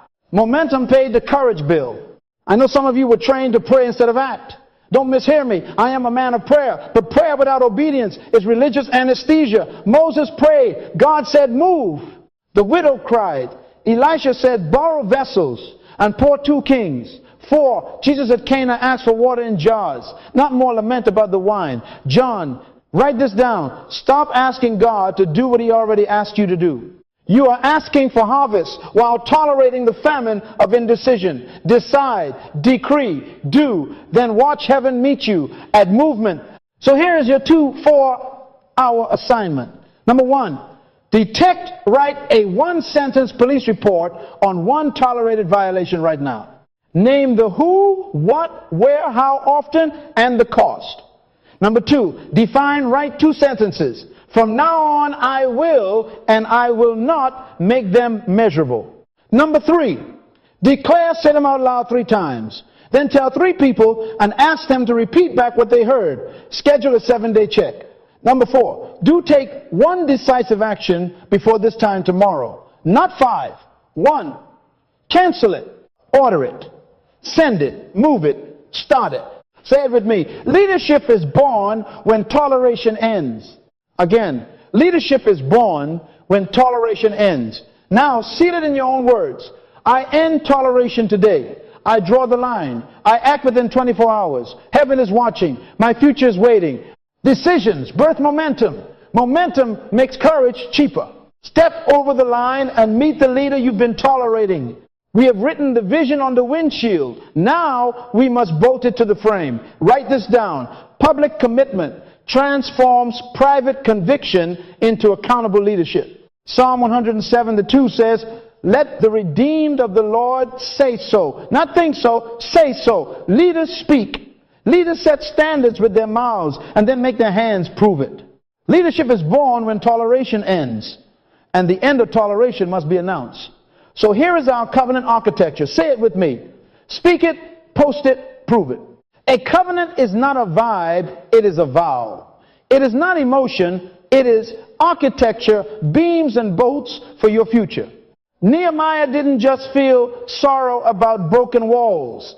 He gathered the nobles and priests and made a sure covenant and wrote it and sealed it. Nehemiah 9:10. Joshua didn't just urge the people. He set up a stone and said, this stone has heard all the words of the Lord. It shall be a witness against you. Joshua 24-27. Write this down. What isn't written is soon forgotten. What is in public is rarely protected. Vision needs witnesses. Standards need signatures. Destiny needs dates. So here is your line in the sand. Today, not tomorrow. Compose one sentence and make it public in a place where your life already speaks. Your office door, your family chat, your team channel, your refrigerator, your feed. The sentence is simple and surgical. I refuse to tolerate X. My first act is Y by deadline. Say it with me. I refuse, I act, I date it. Examples so your mind can see it. I refuse to tolerate lateness in our team. My first act is at 9 a.m. Start with a lock at 9:05 this Monday. I refuse to tolerate debt drift in our house. My first act is canceling 3 subscriptions and building a zero-based budget by Sunday 6 p.m. I refuse to tolerate gossip in this department. My first act is instituting a 1-meeting rule. Bring it to the person or bring it to me by Friday noon. I refuse to tolerate health negligence. My first act is booking a physical today and walking 3 miles by 7 p.m. This is not rage. This is righteous clarity. We are attacking behavior, not people. We wrestle not against flesh and blood. Ephesians 6:12. Write this down. Name the behavior. Choose the first behavior. Set the clock. Now add witnesses. Accountability is not control, it is covenant care. Ecclesiastes 4 says, 2 are better than 1, and a 3-fold cord is not quickly broken. Hebrews 10:24 commands, let us consider how to provoke one another to love and good works. Tag 2 partners, truth tellers, not cheerleaders, food producers, not fan clubs, and give them permission to confront you within 7 days. Not remind, confront. Use the sentence. I grant you full permission to request evidence of my action within 7 days. If I have not delivered, you may interrupt me wherever I am and require me to do it now. Say it with me. I invite confrontation to protect my conviction, because proof beats promises. James says, I will show you my faith by my works. James 2:18. Show me. Write this down. Define your evidence before you post your vow. What photo, link, or document will verify your action unarguably? If your refusal is financial drift, your evidence is a screenshot of canceled subscriptions, a PDF of the budget with line items and signatures, and a bank statement showing the first transfer to savings. If your refusal is lateness, your evidence is a photo of the new start time placard on the conference room door and a time-stamped attendance record for the first week. If your refusal is unhealthy meetings, your evidence is a published agenda template with time boxes and decisions logged, plus 2 before and after durations. If your refusal is toxic communication, your evidence is a written 1-meeting rule, policy, posted in the team channel, and a documented redirect in the first incident. If your refusal is procrastination on a certification, your evidence is the receipt for course enrollment, a calendar screenshot of study blocks, and the past module report. Write this down. If it cannot be verified, it cannot be celebrated. Let me father your tone. We are not posting tantrums. We are posting truth. Jesus said, let your yes be yes and your no, no. Matthew 5:37. This is not public shaming. This is public shaping. Attack the behavior, never the person. Use names only for permissions, never for punishment. Team, I love you. As your steward, I refuse to tolerate the erosion of our standards. My first act is, that is love speaking standards. Ephesians 4:15 tells us to speak the truth in love. Love without truth is flattery. Truth without love is brutality. Leadership is love with standards and stamps. Build the protocol. Don't trust memory. Number one, write the refusal sentence with the first act and the deadline. Number two, specify the evidence by name. Screenshot of, PDF of, photo of, calendar invite, signed policy, tracking sheet. Number three, post it in a public place tied to the behavior. If it is a household standard, the refrigerator and the family chat. If it is a team standard, the agenda header and the office wall. If it is a personal habit, your planner and your accountability thread. Number four, tag two partners by name and grant written permission to confront. Number five, schedule the 7-day evidence. Check now date, time, and medium. Number six, deliver the evidence on or before the deadline without being asked. Proverbs 16:3 says, commit your works to the Lord and your thoughts shall be established. Did you see it? Works first, then establishment. Do the act, the alignment will follow. And because I love you, let me warn you, public covenants will irritate undisciplined people. They will call you legalistic because your life finally has law. Ignore it. You are not angry, you are anchored. You are not controlling, you are committed. The purpose of public is not performance, it is protection. It protects you from drift. It protects the team from ambiguity. It protects the vision from erosion. Joshua stood and said, choose you this day whom you will serve. But as for me and my house, we will serve the Lord. Joshua 24:15. He didn't whisper it in a corner. He declared it in public so the house could align. Seal this with your mouth. Say it with me. Leaders don't hide decisions, they covenant them. Again, leaders don't hide decisions, they covenant them. Louder so your history can hear you. Leaders don't hide decisions, they covenant them. Now do it. Before you sleep, craft your sentence. Before noon tomorrow, post it. Within the same post, name your evidence and tag your two partners with permission to confront in 7 days. Then deliver your proof before the deadline. Speak it, post it, prove it. Because leadership is not what you announce. It is what you can verify. And by this time next week, there will be fruit to answer your critics and courage to fuel your next refusal. When you draw a line, don't expect applause, expect an argument. Comfort will argue. Culture will argue. Convenience will argue. People who benefited from your toleration will call your new standard pride, legalism, or overreaction. Write this down. Resistance is not a sign you're wrong. It's proof you moved. Israel cried to go back to Egypt whenever Moses tightened the route to Canaan. Numbers 14:3-4. The old normal will campaign for your vote like a seasoned politician, promising ease, short meetings, and no tough conversations. Say it with me. I am not campaigning for comfort. I am governing for fruit. And hear me. As a father, religion will try to spiritualize your retreat. Some people pray to avoid responsibility. They will say, let's wait on the Lord, translation.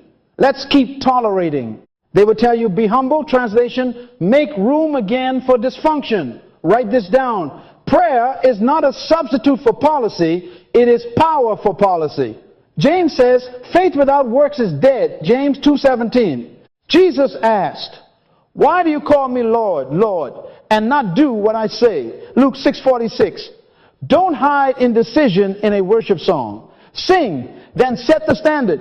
Fast, then fix the form. Anoint with oil, then audit the process. If your knee bends in prayer, but your back never straightens in action, you are practicing spiritual anesthesia.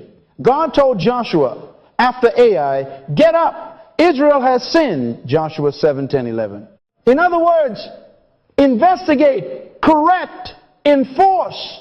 Now, to boundaries. Write this down. Standards you don't enforce are just suggestions you make to yourself. Jesus said, let your yes be yes and your no, no, Matthew 5:37. That's boundary architecture. Decide your yes. Decide your no. Then decide the consequence for violation in advance while you are calm. Pre-announce it. Pre-assign it. Pre-commit to it. Do not invent penalties in anger. Design them in wisdom. A sister in our team wrote, from now on, I do not take work calls on Sunday after 2 p.m. She placed a gentle auto reply, resting to serve you with excellence Monday. If urgent, text red. She defined exception and consequence, non-urgent calls rolled to Monday. Another brother set a client scope rule, 2 revisions included. Third triggers a change order. He wrote it into the contract, and when the 3rd revision arrived, he sent the invoice, not an essay. Write this down. Clarity before conflict prevents confusion after conflict. Let me give you Nehemiah's secret to emotional hygiene. When Sanballat and Tobiah taunted him, he did not set up a feelings management committee. He said, I am doing a great work so that I cannot come down. Nehemiah 6:3. That is your sentence. Say it with me. I cannot come down. Again, I cannot come down. You are not licensed to carry everyone's emotions. You are assigned to carry your mandate. Galatians 1:10 asks, am I now seeking the approval of man or of God? If I was still trying to please man, I would not be a servant of Christ. Write this down. Pleasing everyone is the fastest way to fail your assignment. Practice emotional hygiene. Listen, without letting guilt rewrite your standard, empathize without abdicating authority, and correct without carrying their storm home. Your heart is not a landfill for other people's unmanaged feelings. You will need 2 responses in your leadership tool belt: silence and short truth. Proverbs 26:4-5 looks like a contradiction, but is a compass. Do not answer a fool according to his folly. Answer a fool according to his folly. Which one? The one that serves the assignment. If the critique is bait for a fight, choose silence and keep building. If the critique confuses the team, answer with short truth policy, metric, scripture, and return to the wall. Write this down. Not every criticism deserves a meeting. Some deserve a memo and a milestone. Now the proof principle. Fruit silences noise. Jesus said, by their fruits you will know them. Matthew 7:16. He also said, if I do not the works of my Father, do not believe me. But if I do, believe the works. John 10:37-38. That is your defense strategy, not arguments. Outcomes. 1 Peter 2:15 adds, it is God's will that by doing good, you should silence the ignorance of foolish men. Wisdom is justified by her children. Matthew 11:19. Write this down. Don't fight for your reputation. Farm it. Plant consistent standards. Water with discipline. Harvest results. Then let the fruit do the interviews you don't have time for. Practical fruit protocol. Set a scoreboard tied to your wear. Weekly, publish 3 numbers and 2 narratives. The numbers: on-time starts, project delivery, cost saved or value added. The narratives: 1 client impact story, 1 internal growth win. Put the scoreboard where critics can see it and teammates can celebrate it. That way, when culture yells, you point to miles, not noise. A car horn can be loud and go nowhere.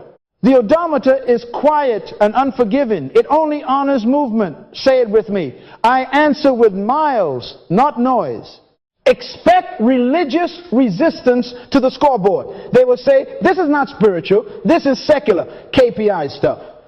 Smile and read Genesis 1. God counted day 1, day 2. He measured good. Jesus counted baskets left over. He tracked fruit on trees and cursed barrenness. Paul counted churches, leaders, miles, offerings. Write this down. Measurement is not unbelief, it is stewardship. Show your stewardship and let God defend your motives. I must warn you about a spirit named familiarity.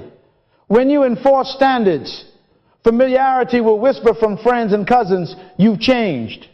Good. That's the point. You were delivered, now you are becoming free. Woe unto you when all men shall speak well of you. Luke 6:26.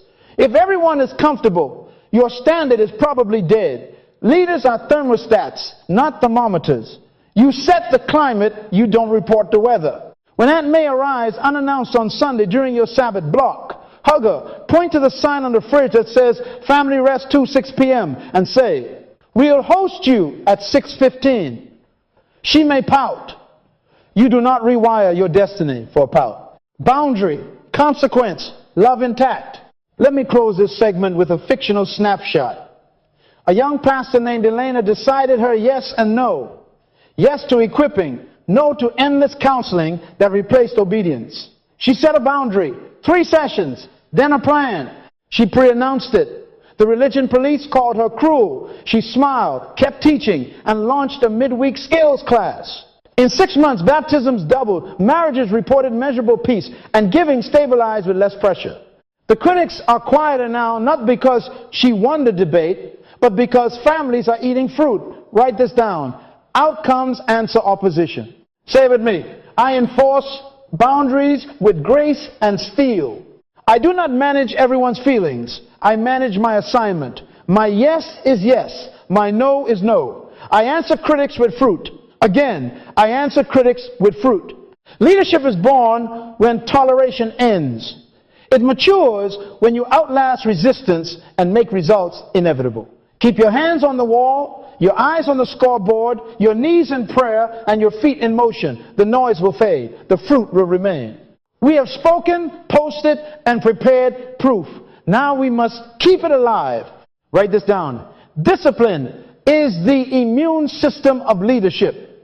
It is what keeps infections of drift, fear, and old tolerations from re-entering your bloodstream. Jesus said, if anyone will come after me, let him deny himself, take up his cross daily, and follow me. Luke 9:23. Daily, not annually at conferences. Not when you feel spiritual. Daily. Joshua was told, this book of the law shall not depart from your mouth, but you shall meditate in it day and night. Then you will make your way prosperous, and then you will have good success. Joshua 1-8, mouth, day, night. That is ritual. Leaders are saved by grace. They are sustained by rhythm. So I give you a simple liturgy for leaders. 3 decrees and 1 do. Every morning before you touch your phone, touch your mouth. Stand, yes, stand. Shoulders back, feet planted. Vision sentence in front of you. Then decree these 3 with authority, not apology. Say it with me. I am an assignment. Again, I am an assignment. Say it. The world needs my gift. Again, the world needs my gift. Now the line that birthed this journey. Leadership is born when toleration ends. Again, leadership is born when toleration ends. One more time so your history hears and hell takes notes. I am an assignment. The world needs my gift. Leadership is born when toleration ends. Genesis 1:26 declared your design, image, and dominion. Romans 11:29 says the gifts and the calling of God are without repentance. He doesn't change his mind about why he manufactured you. Proverbs 18:21 reminds you that death and life are in your tongue. So aim your mouth at your mission before the world aims its noise at your mind. Write this down. Morning decrees program the heart to produce the day you were designed to deliver. Now your daily cross, 1 do.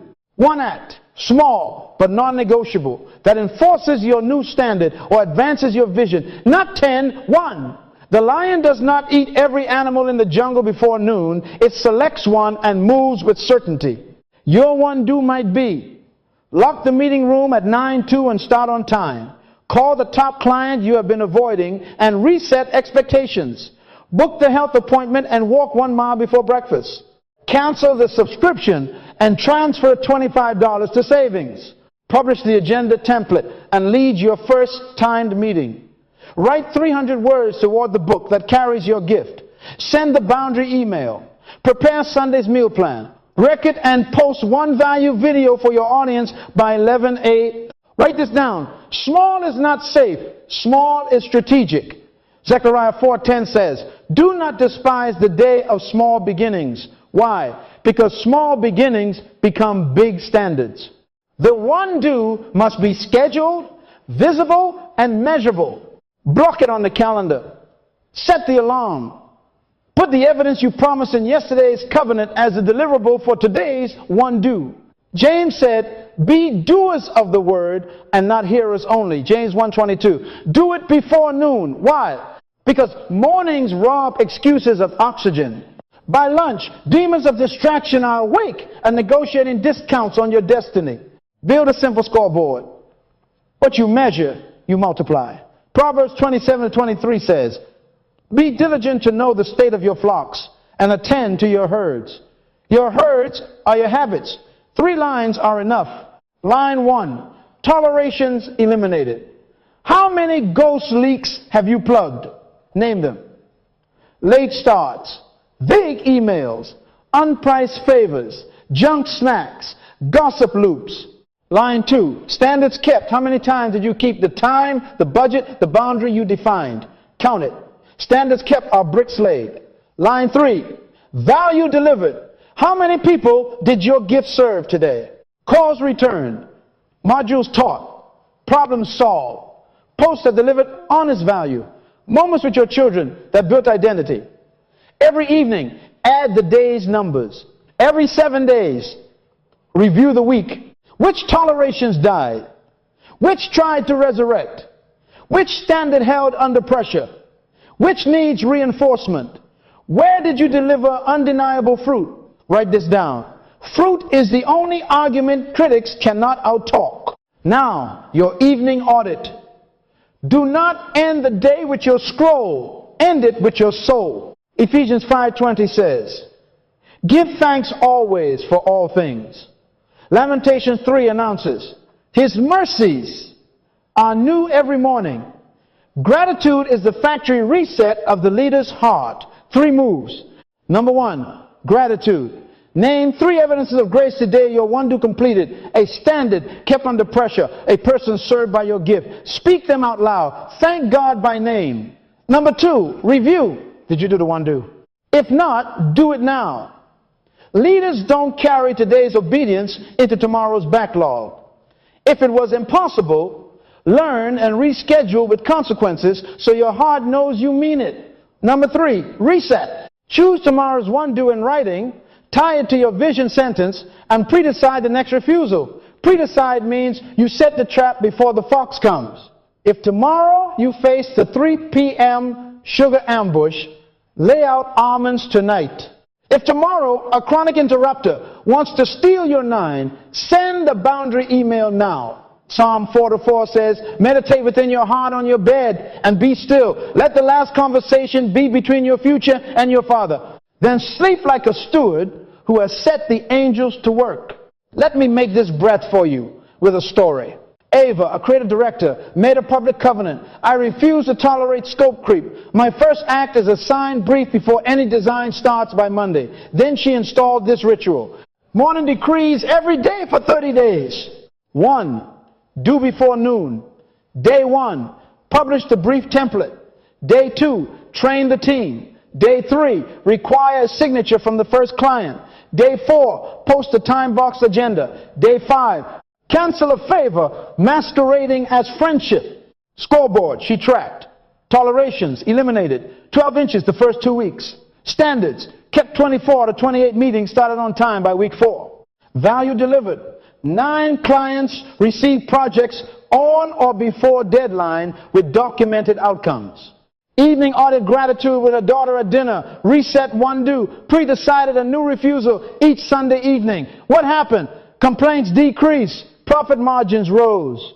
Her team's anxiety dropped. And creativity went up because clarity is oxygen. When a critic called her too rigid, she smiled and showed fruit. Resistance answered with results is evangelism for standards. Say it with me. Discipline is the immune system of leadership. Again, discipline is the immune system of leadership. Write this down. Habits keep decisions alive. Without a ritual, your covenant will become a memory. With a ritual, your covenant becomes culture. So tomorrow morning, before your phone and before your feet run, lift your voice. I am an assignment. The world needs my gift. Leadership is born when toleration ends. Choose one, do. Put it on the calendar. At night, thank God, mark the board and set the next refusal. End toleration daily. Enforce standards daily. Deliver value daily. In 7 days, your scoreboard will preach louder than your resolutions. In 30, your culture will feel different. In 90, people will ask, what changed? Smile and say, I did. Every morning, every evening, 3 decrees and 1 do.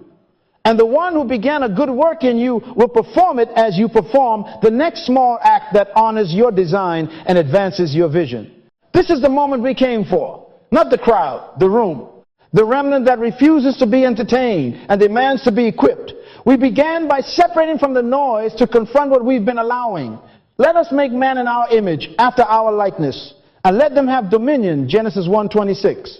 That is the original blueprint. Write this down. You are not an accident. You are an assignment. True leadership is self-discovery, meeting the person God designed before culture dressed you in limitations. Then we attack the heart, because as a man thinketh in his heart, so is he. Proverbs 23:7. We traded the elephant's size for the lion's attitude. Your eyes say that's an elephant. Your belief says that's lunch. We ripped out the cultural speedometer that capped your miles and discovered the autobahn of destiny. No posted limits inside a renewed mind. And at the center we found the hinge of everything. Toleration.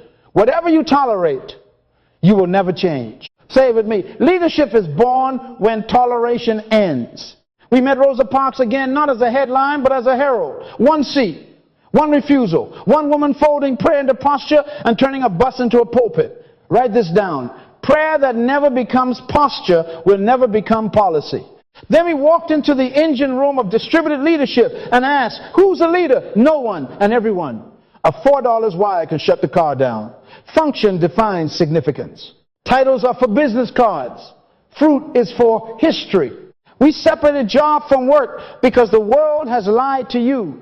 Your job is what they pay you to do. Your work is what you were born to do. If they fire you, your gift goes with you.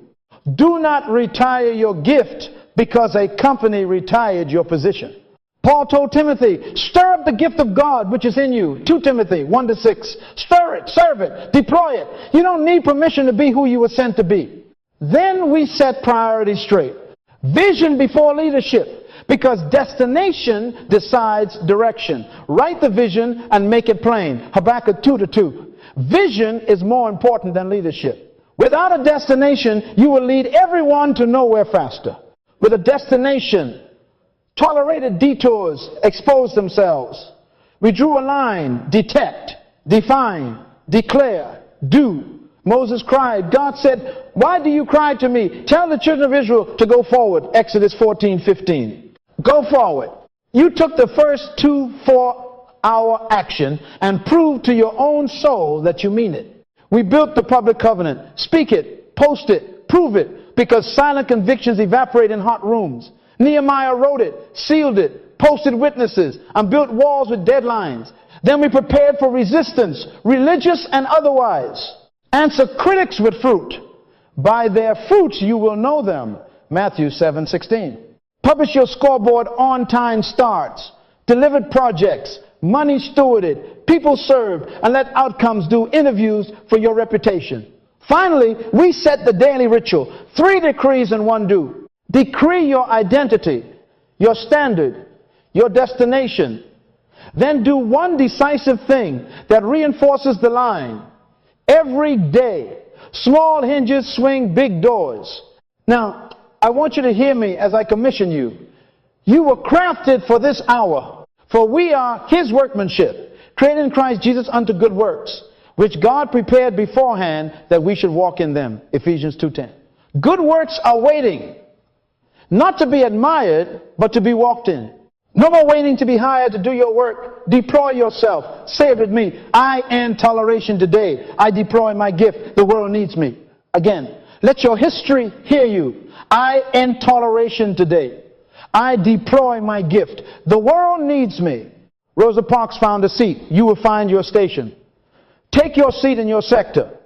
Sit down in excellence and make disorder. Stand up. Let your action announce your standard. Post a placard.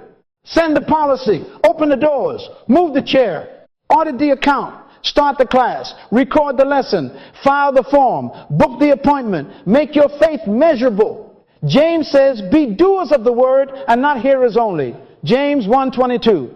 This is your due. I see a fiction that is more true than some realities.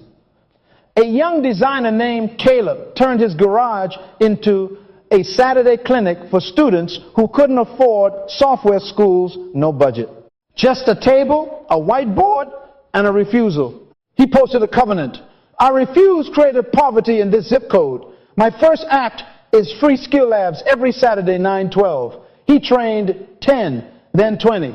Then a firm called not to hire him, but to contract his gift. He didn't chase a title. He served his function. Fruit answered his critics. The city did not give him permission. His outcomes gave him influence. Say it with me. I am not a crowd seeker. I am a climate setter. I speak truth in love. I set standards with grace and steel. My yes is yes, my no is no. I answer with miles, not noise. Again, I answer with miles, not noise.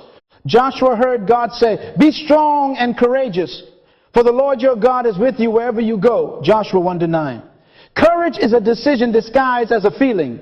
Decide, then do until your feelings catch up. Before we close, seal the commissioning. Put your hand on your chest. Repeat, I am an image bearer. I was designed for dominion. I refuse to tolerate what violates my vision. I deploy my gift in service. I speak it. I post it. I prove it. I practice 3 decrees and 1 do daily. My fruit will silence my critics. My future will thank my standards. The world needs what I carry. Write this down. The future will not change until your toleration does. So decide, declare, and do today, not Monday, not next month, today. Because your refusal today births your leadership tomorrow. Go forward. Go public. Go consistent. Meet the leader you've been tolerating and let the world meet them too.